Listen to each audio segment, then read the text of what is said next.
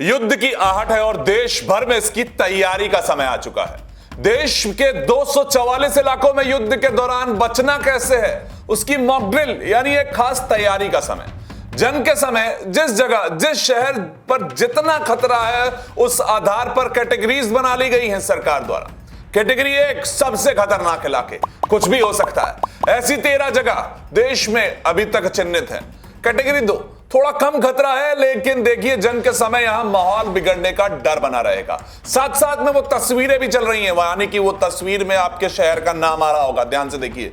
Category 3 जो है, जहां सीधा खतरा नहीं है, परिस्थिति बिगड़ सकती है, तो इसीलिए इन 3 कैटेगरीज में इन 250 के आसपास की जगहों को बांट दिया है। एक खास बात और, उत्तर प्रदेश में केवल एक डिस्ट्रिक्ट है बुलंदशहर, कैटेगरी 1 में।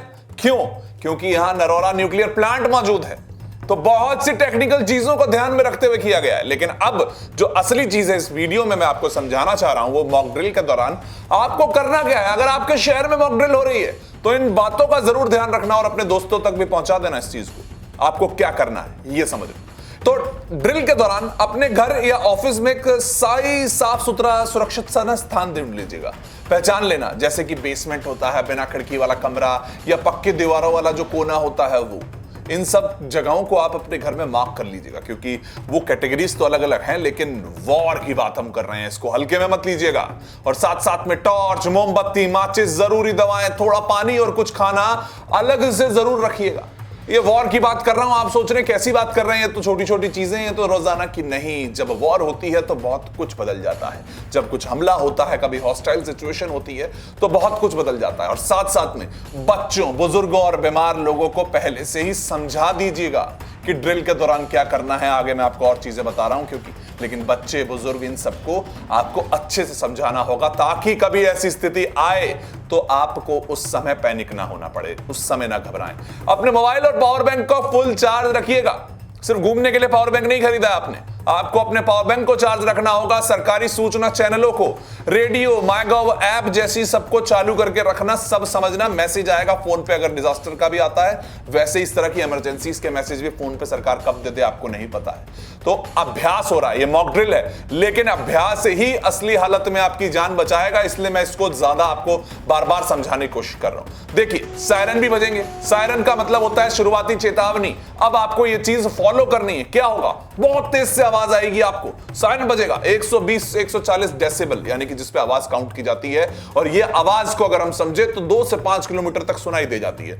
तो वो सायरन बजेंगे और आपको समझ जाना है कि इस समय कुछ ना कुछ स्थिति हुई है। दिन का समय है तो क्या पता कोई हॉस्टाइल सिचुएशन आसपास है या क्या है, या फिर अगर रात का समय है तो अगर हवाई ऊपर से हमले होते हैं तो ब्लैकआउट भी करना होता है। वो भी आपको आगे बताता हूं, लेकिन आपको क्या करना है? शांत रहना है, घबराना नहीं है। सायरन बजाए तो जो भी काम कर रहे हैं, सायरन बजते ही तुरंत रोक देना है। बच्चों और परिवार को इकट्ठा कर लेना है अगर आप घर में हैं तो।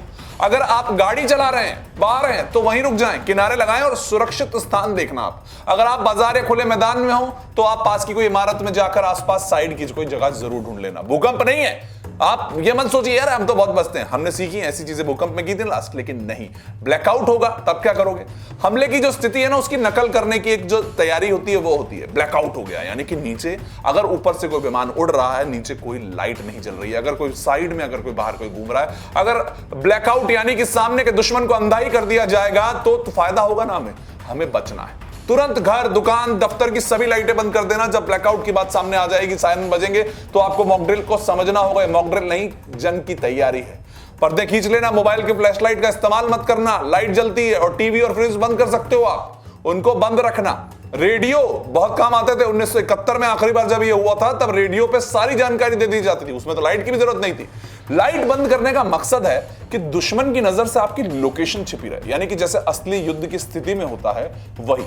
तो ये तो आपको करना ही, उसका सुरक्षित स्थान भी ढूंढने। मैंने आपको बताया अपने घर में पहले से चुन लेना, सुरक्षित कोना पकड़ लेना। और अगर आप ऑफिस में हो तो अंडरग्राउंड शेल्टर, सीढ़ियों के बीच की जगहों को भी देखना। और कल इसी की चीज की हम तैयारी करेंगे। अगर आप ऑफिस में है तो जमीन पर बैठ जाना, लेट जाए, सिर पर हाथ रखें। हॉस्टाइल सिचुएशन से लेकर कोई भी हमला किसी भी तरफ से आ सकता है। इसी की तो मॉक ड्रिल हो रही है, इसी की तो तैयारी हो रही है, क्योंकि खतरा है जंग का। ये ड्रिल है, लेकिन असली हालात आपको, आपकी सुरक्षा, यही सतर्कता सुनिश्चित करेगी कि आपने इस मॉक ड्रिल में क्या किया, और असली में जब ऐसी कोई सिचुएशन होगी तो आप क्या करेंगे। तो तैयारी तो देखिए। बहुत जरूरी हो जाती है। अब आप ये सोच रहे हैं हमको बता दिया आपने क्या होगा, नहीं। देखिए इस ड्रिल में बहुत से लोग भाग ले रहे हैं। कौन कौन भाग ले रहा है? जिला प्रशासन आपका आपके पूरे साथ होगा, police, home guards, school college के छात्र भी होंगे, सिविल डिफेंस और स्वयंसेवक भी आपको नजर आ सकते हैं। देखिए वो स्वयंसेवक है, भारतीय जनता पार्टी कह रही है, बहुत सी इस वक्त सबको मिलकर आगे आना पड़ेगा।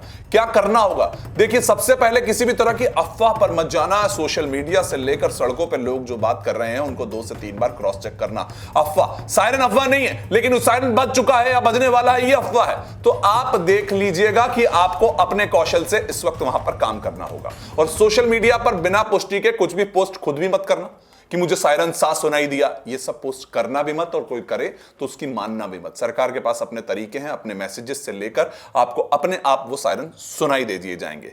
लेकिन मॉक ड्रिल है, लेकिन उसको आप इसी तरीके से लीजिएगा कि सच में हो गया, क्योंकि यही वो तैयारी ही तो आगे लेकर जाती है आपको। और पूरे शहर को सुरक्षित बनाना है। आप जहां जिसकी मदद कर पाए वो जरूर करिएगा।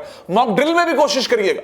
मॉक ड्रिल के बाद क्या करना है, उसमें क्या करेंगे? मॉक ड्रिल हो जाएगी। देखिए अपने परिवार से बात करें कि किसी को क्या समझ आया है कि नहीं आया है। जो चीजें ठीक से नहीं हुई हैं अगली बार के लिए जरूर सिखा दीजिएगा। बच्चे, बुजुर्ग को, बीमार, हॉस्पिटल्स, बहुत सारी ऐसी चीजें, किसी परेशानी हो तो कोई सूचना आपको लगे कि यार मेरे को तो समझ ही नहीं आया, तो आप प्रशासन के भी किसी भी व्यक्ति से, सोशल मीडिया पोस्ट भी हैं असली जो सही चैनल्स हैं उनके, उन पे आप जाके बात भी कर सकते हैं कि मेरे को ऐसी कोई जगह नहीं मिली, मैं बाहर खड़ा था। तो वो सब चीजें हमें सीखना है और सीख के आगे बढ़ना है। तो साथियों अगर 7 मई को सायरन बजे, डरना नहीं, पैनिक नहीं करना, तैयार रहना, क्योंकि देश जब जागरूक होता है तो दुश्मन भी सतर्क हो जाता है। और मॉक ड्रिल में बढ़ चढ़कर हिस्सा लेना यह अभ्यास नहीं, हमारी सुरक्षा की तैयारी है।